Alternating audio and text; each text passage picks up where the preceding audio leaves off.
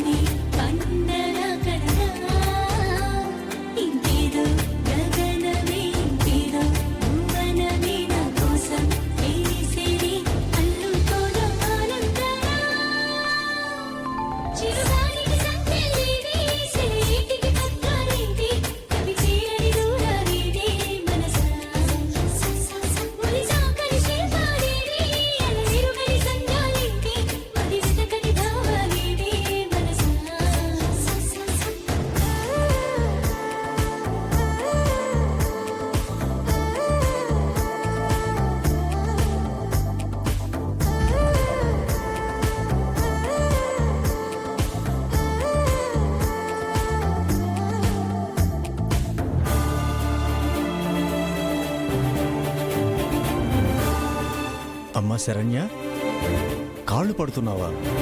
ఎందుకమ్మా? పర్వాలేదు తాతయ్య గారు. ఎందుకమ్మా నీకు పనులు? వచ్చినప్పటి నుంచి నువ్వు అలుపు సొలుపు లేకుండా ఏదో ఒక పని చేస్తూనే ఉన్నావు కదా. అంత కష్టపడ్డావు కదమ్మా. ఇప్పుడు కూడా విశ్రాంతి తీసుకోకుండా ఈ పని చేస్తున్నావంటే ఎలా చెప్పు? తాతయ్య గారు, నేను చేస్తున్నవి కష్టపడి చేస్తున్న పనులని ఎవరన్నారు? ఇవిక్కడ కనీస బాధ్యతలు కాదండి. మనిషికి ఆకలి దప్పిక ఎలాగో నాకీ పనులన్నీ అలాగే.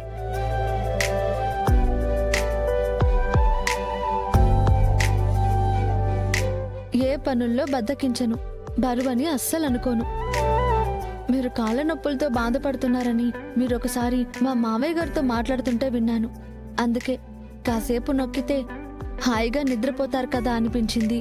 అందుకే తాతయ్య గారు. నువ్వు బంగారు తల్లివమ్మా.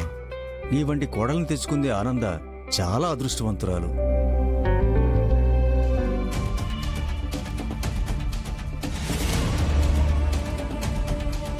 ఆనంద లీలా ఇంటి కోడలుగా అడుగుపెట్టి కుటుంబ గౌరవానికి వన్నీ తెచ్చారు. అటువంటి బాధ్యత తెలిసిన కోడళ్ల తరం అక్కడితోనే ఎక్కడ ముగిసిపోతుందో అనుకున్నానమ్మా. కానీ ఆనంద నీ విషయంలో అలా జరగనివ్వలేదు. సంతోషం తల్లి, చాలా సంతోషం. నిన్ను చూస్తుంటే ఆనంద లీలావతులకు నువ్వు ఏమాత్రం తీసిపోవట్లేదు. ఇప్పుడు నిన్ను ఇలా చూసి మీ అక్క అనన్యను చూస్తుంటే నీలాంటి కోడలే లీలావతి కూడా వచ్చుంటే ఎంత బాగుండేది కదా అనిపిస్తుంది.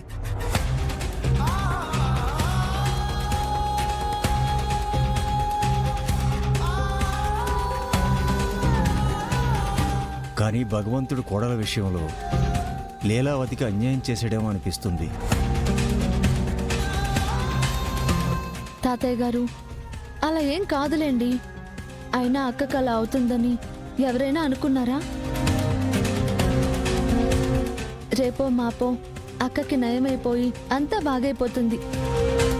ఎలా అయితే అత్తయ్య గారు పెద్దత్తయ్య గారు ఈ కుటుంబాన్ని కాపాడుతూ వచ్చారు, అక్క నేను కూడా మా అత్తయ్య వారసత్వాన్ని నిలబెడతాం.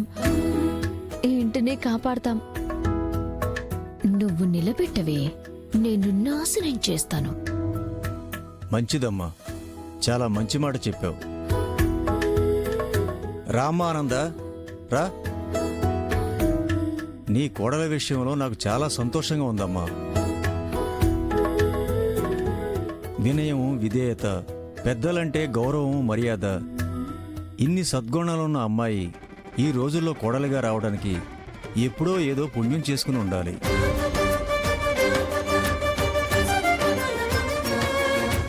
ఈ కోడల విషయంలో మాత్రం నువ్వు చేసిన పుణ్యం ఫలించిందమ్మా. మీరన్న మాట ముమ్మాటికి వాస్తవం మావయ్య. నేనెలాగైతే కోరుకున్నానో అలాంటి అమ్మాయే నాకు కోడలుగా వచ్చింది మావయ్య గారు.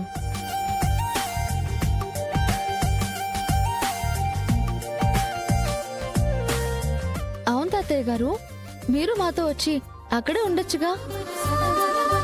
ఈ ఊరితో ఆ అమ్మవారి గుడితో నాకున్న బంధం నన్నెక్కడికి వెళ్ళనివ్వదమ్మా. ఈ కట్టి కాలే వరకు ఈ మన్ను వీడి మనసెక్కడికి వెళ్ళదు. నన్ను వెళ్ళనివ్వదమ్మా.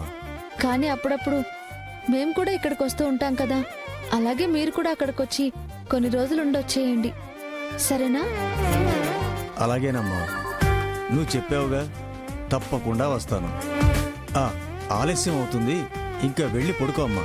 రేపు జాతర ఉంది కదా, అందరం పొద్దున్నే గుడికి వెళ్ళాలి. వెళ్ళి పడుకో సరే అమ్మా. తాతయ్య గారు.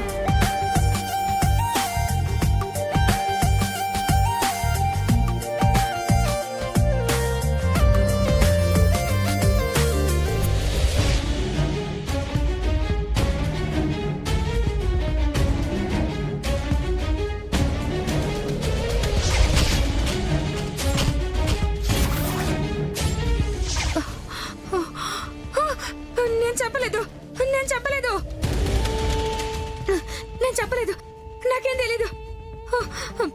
ఈ పిచ్చిదే ఇదే చంపేసింది. ఈ పిచ్చిదే అమ్మా ఇదే చంపేసింది. అమ్మా అమ్మో ఇది పిచ్చిది కాదు, ఇదే అమ్మా. చంపేసింది. అమ్మా ఇదే ఇదే చంపేసింది. అమ్మా ఏమైంది? వద్దు, ఇది పిచ్చిది కాదు. నేను చెప్పలేదు, నేను చెప్పలేదు. ఇది పిచ్చిది కాదు. అనన్య,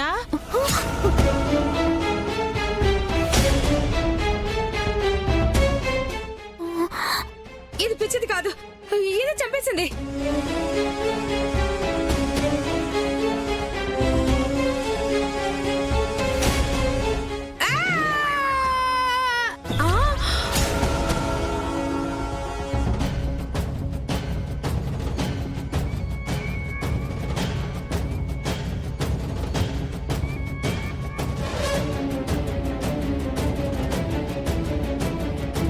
ఏంటంటే ఎవరినో చంపేశామంటున్నారేంటి? ఆయన పిచ్చిదాన్ని పిచ్చిది కాదంటున్నారేంటి? అంటే ఇదంతా నాటకమా?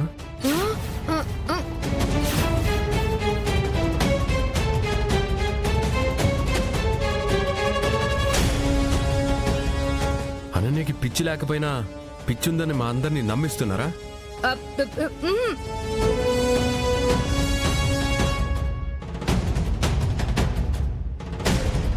చెప్పండి, ఎందుకు ఇలా నాటకం ఆడుతున్నారు?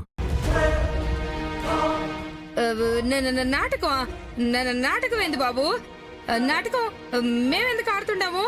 ఏదో నిద్రలో కల వస్తే నేను కలవరించాను, అంతే.